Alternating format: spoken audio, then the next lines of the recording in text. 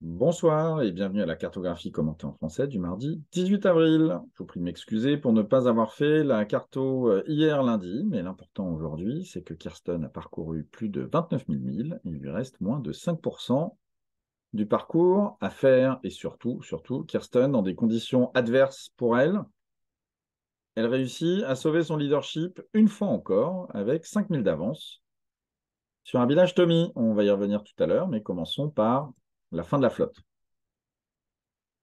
Une fin de flotte avec Jérémy Bacchot qui avance bien, hein, puisqu'il tient le rythme de ceux du trio de tête à 2300 milles de lui, avec 124 000 d'avance. Et puis Jérémy, il est à moins de 5 degrés de l'équateur, 300 milles, ce qui veut dire que d'ici 3 jours, eh bien, la flotte sera entièrement dans l'hémisphère nord, à part Guywaits, hors course, qui est à peu près à 30 degrés sud. Donc tout va bien pour Jérémy. Pour Michael, par contre, c'est un peu la soupe à la grimace. Michael, eh bien, depuis plusieurs jours, hein, il fait des journées à 70, entre 70 et 90 000, donc il perd entre les 30 et 50 000 par jour.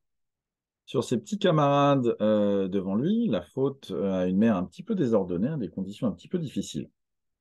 Alors ça ne va pas changer son classement, évidemment, mais Michael, il a encore une pénalité de 4h30 à servir suite à son incursion dans la zone d'exclusion du Pacifique. Sa pénalité de 4h30, elle n'est pas ajoutée à son temps. Il doit s'arrêter sous une certaine latitude et y rester pendant 4h30 sans la franchir avant de reprendre sa route vers les Sables d'Olonne. Donc courage Michael. Michael, il n'est plus très loin, hein. Alors par contre, il a vraiment reperdu beaucoup par rapport à ses petits camarades, puisque lui qui était revenu à 750 000, aujourd'hui il y a plus de 1300 000 de retard, et il a à peu près, peu ou prou, 2500 000 à faire jusqu'au Sable d'Olonne. Alors maintenant, qu'est-ce qui se passe devant? Eh bien devant, on voit que Abilash, il a choisi l'option nord par rapport aux Açores. Il est dans un flux portant, Abilash, de sud-ouest, et puis il avance bien, il a plus de 6 nœuds de moyenne, il fait 130 000, c'est la meilleure distance parcourue de la journée. Et à son sud, Simon et Kirsten, eux, ils sont plutôt dans un flux de nord-nord-est, ce qui veut dire qu'ils sont plutôt auprès, mais ils arrivent quand même à sauver les meubles, hein, avec 125 000 pour Simon et 124 000 pour Kirsten, donc elle perd 6 000 dans la dernière journée, et puis surtout avec une vitesse de 5 nœuds 7 dans des conditions qui ne lui sont pas du tout favorables. Kirsten, elle démontre encore, hein, sa capacité à vraiment sauver les meubles et se sauver des situations, s'extirper même, hein, des situations les plus difficiles, avec beaucoup de panache et beaucoup de brio. Alors, qu'est-ce qui va se passer prochainement pour Abilash et Kirsten? Est-ce qu'on est vraiment en train de voir là l'issue de cette course se décider? Alors je dirais oui et non. Oui, parce qu'Abilash, il est quand même dans une position vraiment dominante, puisqu'il est au portant, il est plus proche du centre de la dépression à son nord, ce qui veut dire qu'il va avoir plus de vent plus longtemps que ses petits camarades, qui eux en plus se font rattraper ici, hein, on le voit par une dorsale, et qui vont se faire un petit peu encalminer.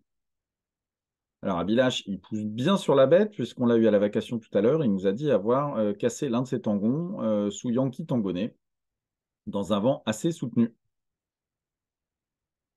Ce qui veut dire, bah, évidemment, hein, qu'après 29 000 milles, les bateaux sont un petit peu fatigués et qu'Abilash, il faut quand même qu'il fasse attention à son option nord. Pourquoi? Bah, parce qu'on va voir que Abilash, là, il est toujours, hein, dans du portant, alors que cette nuit, Simon et Kirsten se font rattraper par la dorsale, donc eux vont s'arrêter, alors que lui, au contraire, va accélérer. Demain, dans la journée, le front de sud-ouest, eh ben, va rattraper Simon et Kirsten, bah, pour leur permettre d'infléchir leur route, hein, parce qu'aujourd'hui, là, ils font route quasiment sur Cascais. Alors qu'il serait bien qu'ils fassent un peu plus route vers la Galice. Abilash, lui, il aura un vent de nord-ouest. et puis qui va forcir, ça c'est la nuit de demain à après-demain, donc de mercredi à jeudi. Et donc attention à Bilache à ne pas aller trop au centre de la dépression, puisque les vents, enfin il le sait, hein, puisqu'il voit son barreau descendre, mais les vents vont être quand même assez forts. C'est pas le moment de casser du matériel, même s'il nous a prouvé à de maintes reprises qu'il pouvait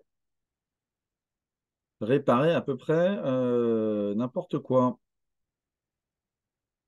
Et quant à Simon et Kirsten, alors eux, ils vont avoir du vent, ils vont en profiter en plus pour infléchir leur route plus au nord, de manière à bénéficier du flux portant. Mais très clairement, ils auront moins de vent, un peu moins longtemps. Bien que, hein, sous le régime de la dépression à leur nord, ils vont quand même se retrouver dans un flux eux aussi de portant jusqu'à la fin de la semaine, puisque le 22, c'est samedi. Voilà, donc une position qui avantage à Bilash. Mais enfin, moi, je ne vendrai quand même pas non plus la peau de l'ours, parce que Kirsten, elle résiste dans des conditions qui ne sont pas du tout favorables. En revanche, les conditions de ces prochains jours, avec du portant assez soutenu, lui sont cette fois vraiment, vraiment favorables. Et puis surtout, elle qui était un peu triste d'avoir cassé l'un de ses tangons parce qu'elle ne peut plus porter ces deux voiles d'avant en ciseaux qui lui ont rendu quand même bien service, hein, dans ce tour du monde, elle est un petit peu à égalité avec Abilash qui lui aussi a cassé son tangon. Donc voilà, un match toujours aussi serré. Et moi, je vous donne rendez-vous d'ici 2 jours pour voir où en sont nos marins de la GGR pour une arrivée prévue entre le 28 avril et le 2 mai au Sable d'Olonne. Rendez-vous sur le chenal, évidemment, pour accueillir nos héros. C'était la carte du mardi. Je vous remercie de l'avoir suivi.